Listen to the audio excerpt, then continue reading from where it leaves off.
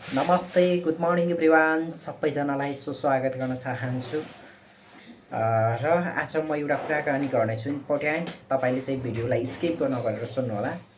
आज हामी भनेको एउटा युथ, एउटा नयाँ जेनेरेसन, जुन हामीले चाहिँ एउटा टेक्नोलोजी अवस्थामा हैन, एउटा यो जेनेरेसनमा एउटा कम्प्युटर अवस्थामा हैन, हामीले चाहिँ यो एउटा डाइरेक्ट सेलिङ बिजनेस गर्नुपर्छ। डाइरेक्ट सेलिङ बिजनेस किन गर्नुपर्छ र कसरी गरिन्छ, त्यो गर्नुको आवश्यकता चाहिँ के हो भन्ने कुरा हामी केही कुराहरू चाहिँ डिस्कस गर्नेछौँ। र यो भिडियोलाई स्किप नगरेर सुरुदेखि लास्टसम्म सुनेर साथ दिनुहोला। म तपाईँलाई चाहिँ एउटा सानो स्क्रिनमा एउटा भिडियो पनि राख्नेछु। हामी बिजनेसलाई कसरी डेभलप गर्न सक्छौँ र कसरी फुलफिल गर्न सक्छौँ, सेम उदाहरण हिसाबमा तपाईँले चाहिँ यो क्लियर बुझ्न सक्नुहुनेछ। त्यसपछि म यो भिडियोलाई चाहिँ राख्नेछु। र हामीले चाहिँ यो डाइरेक्ट सेलिङ अवस्थामा हामीले चाहिँ जुन पहिलेको जस्तो जमाना छैन, जमाना धेरै चेन्ज भइसक्यो। चेन्ज अनुसारमा चाहिँ एउटा मान्छे परिवर्तन हुन्छ, एउटा युथ परिवर्तन हुन्छ, एउटा जेनेरेसन परिवर्तन हुन्छ।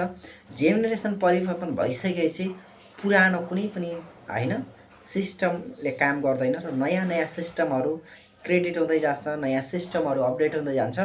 त्यही क्रममा हामीले चाहिँ हामी पनि एउटा नयाँ युथ हो, कसरी अपडेट हुनुपर्छ भन्ने कुरा चाहिँ म तपाईँहरूलाई यो भिडियोबाट जानकारी गराउनेछु। यो भिडियोलाई स्किप नगरेर सुनिदिनु होला।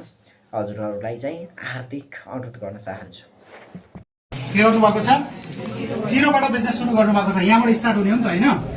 अब यहाँतिरको एउटा पार्ट हो, यहाँतिरको एउटा पार्ट हो, यो दुईटा भाग हो है।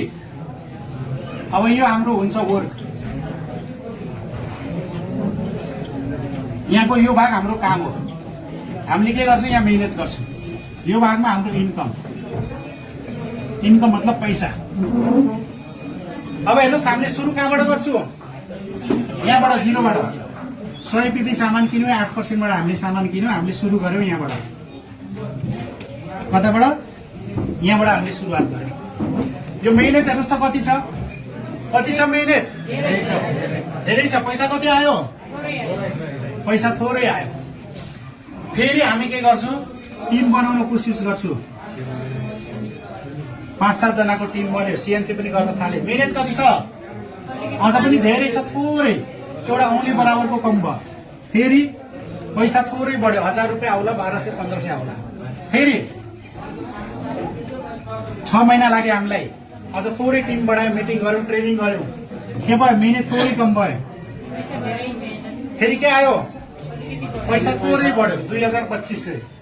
फेरि अझ हामीले मेहनत गऱ्यौँ, 1 वर्ष भयो। 1 वर्षमा के भयो? मेहनत अझ पनि धेरै छ, पैसा कम छ। एक्चुअलमा मान्छे यहाँसम्म टिक्न सक्दैनन्। के गर्न सक्दैनन्? यहाँसम्म मान्छे टिक्न सक्दैनन्। यहाँबाट ओ माई गड, 1 महिना समय दिए, पैसा 200-250 रुपियाँ। फेरि हामीले 2 महिना 3 महिना दिन्छु, टिम 5-7 जनाको, 10-15 जनाको बन्छ। फेरि पनि मलाई घाटा। हामी यहाँबाट यहाँसम्म काउन्सेलिङ गर्छु, के गर्छु? क्यालकुलेसन गर्छु। क्यालकुलेसन गर्दा गर्दा हामी 1 वर्षसम्म टिक्न सक्दैनौँ। 1 वर्ष टिकिहाल्यो भने फेरि हामी यहाँ 1.5 वर्ष 2 वर्ष काम गर्छु। मेहनत के छ? अझ पनि धेरै छ मेहनत, तर पैसा कति छ? हामीले चाहे जति छैन। नौकरीको ठुलो पैसा देखिन्छ, बट बिजनेसको देखिन्छ। बिस्तारै तपाईँले हेर्नुहोस्, जो टिकेर जानुभयो, 2 वर्ष 3 वर्ष टिक्नुभयो, मेहनत धेरै छ तर पैसा त्योभन्दा अलिकति कम छ। फेरि तपाईँले के गर्नुभयो? 3 वर्ष 5 वर्ष यो बिजनेसलाई दिनुभयो, मेहनत बराबरको पैसा आउन थाल्दैछ। हेर्नुहोस्, के हुँदैछ? मेहनत बराबरको पैसा आउन थाल्दैछ। फेरि तपाईँ के गर्नुभयो? 5 वर्ष दिनुभयो, तपाईँको जति मेहनत छ त्यति पैसा आयो। किन आयो? 5 वर्ष मेहनत गर्नुभयो, तपाईँले 10,000 15,000 20,000 को टिम बनाउनु भयो। अब तपाईँको टिमले पनि काम गरिराख्नु भएको छ, तपाईँले पनि काम गर्नुभयो। त्यो आधारले कहीँ न कहीँ तपाईँको मेहनत बराबरको तपाईँले पैसा कमाउनु भयो। फेरि एक दिन यस्तो आउँछ, तपाईँको मेहनत कम, पैसा कति भयो? अलि आवाज आएन? मेहनत भन्दा पैसा बढ्यो। एक दिन यस्तो समय आउँछ, तपाईँको मेहनत कम, पैसा धेरै। तपाईँको मेहनत कम, पैसा धेरै। 8 वर्ष 10 वर्ष तपाईँ काम गर्नुभयो, 10-12 वर्ष तपाईँले काम गर्नुभयो। एक दिन यस्तो समय आउँछ, हेर्नुहोस्, थोरै मेहनत, पैसा धेरै। एक दिन यस्तो पनि समय आउँछ, पैसा कति छ? मेहनत कति छ? के लाग्छ? 10% आज जोड्नुहुन्छ मान्छेलाई? निलेश्वर दिपली म्यामले मान्छे जोड्नुहुन्छ होला? सिद्ध सिद्धार्थ सरले मान्छे जोड्नुहुन्छ होला, सोनु शर्मा सरले मान्छे जोड्नुहुन्छ होला, जोड्नु न। फेरि पनि आज उहाँहरू यो लेभलमा हुनुहुन्छ। आज उहाँहरू यहाँ पुग्नु भएको छ भने तपाईँ हामी पुग्न सक्छौँ कि नै? डेफिनेटली पुग्न सक्छौँ।